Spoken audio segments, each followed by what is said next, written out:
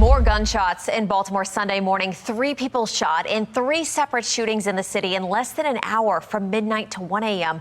One man was killed. It is a cycle of violence, but it's also policing policy that is more designed for intermediate and long-term solutions rather than immediate solutions. Some things have been put in place in an urgency kind of way, the connection with the federal agencies, but the plans that were developed over time were dealing with intermediate, long-term things.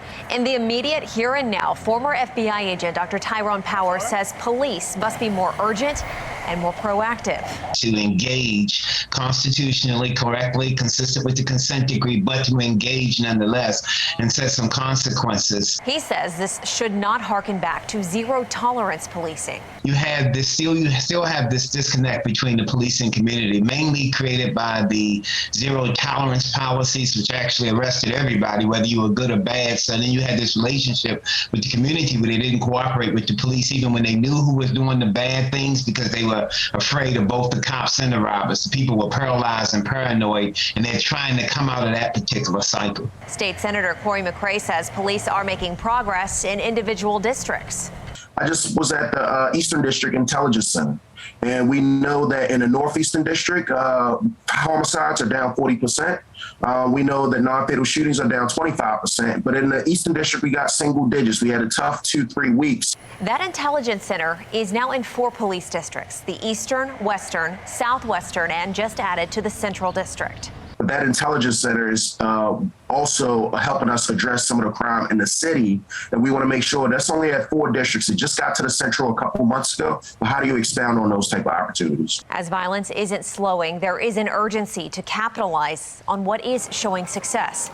Dr. Powers says police also need to coordinate more with the court systems and the Department of Corrections to crack down on repeat offenders. Because then you increase your vigilance of these repeat offenders. You know where they are all the time, and you target your enforcement towards those people who are committing most of the crimes. Shelley Orman, Fox 45 News. Boy is shot in Baltimore over the weekend, and video of a possible drug deal taking place as the police department's helicopter hovers above, yet no police action. Thank you for joining us. I'm Kai Jackson. And I'm Mary Bubala. We have live team coverage of the city in crisis. We begin with Alexa Ashwell live outside BPD headquarters as city leaders remain silent on a 13-year-old boy shot in the city. Alexa? Yes, Kai, Mary, thankfully this teen is expected to survive. We're told he sustained non-life-threatening injuries. Police have not yet released a motive in the shooting. This, the latest young person to fall victim to violence here in the city. Here on McElderly Street in Southeast Baltimore is where police say a 13-year-old boy was shot late Saturday afternoon.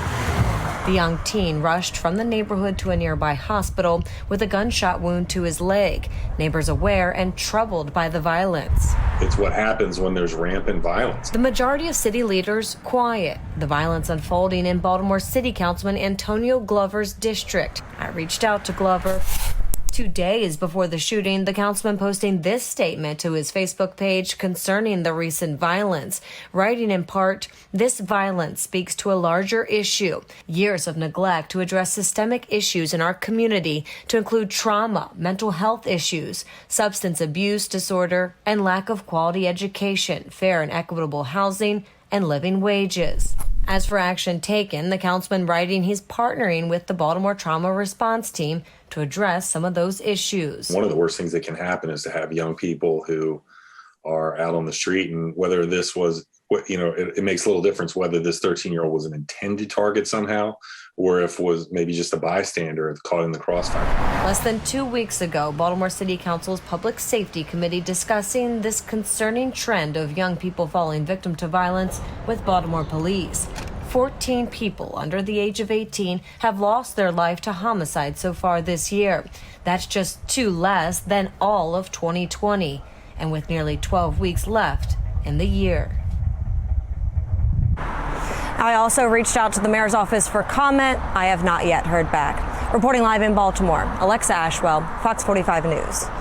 Thank you. John, good morning. That man you just mentioned currently recovering this morning at the hospital, but now that it's daylight, it is all hands on deck. You can see people sifting through the debris here at his home, which once stood just a few hours ago. Now it is down to rubble. Crews out here trying to really sift through what exactly caused this late night house explosion. They tell Fox 45 News they discovered that man inside the home who was actually able to get out of the house himself and walk away with pretty severe burns.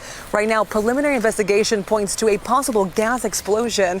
Investigators still trying to figure out what happened late last night, but there is no reason right now to believe there's any threat to the area. The man, again, suffering severe burns, recovering in the hospital, but expected to be okay.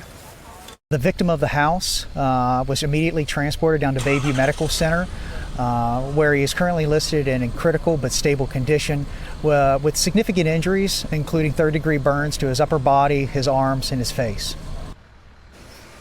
The homes on both sides of this main property that exploded also sustained some pretty heavy damage. In fact, back here live, you can see one of the homes right there that clearly is going to need some work. We're also told that by officials about 3 people or so were inside the 2 neighboring homes. They had no injuries whatsoever. So again, this is pretty much a miracle that really no one here was too severely injured except for the one man currently recovering.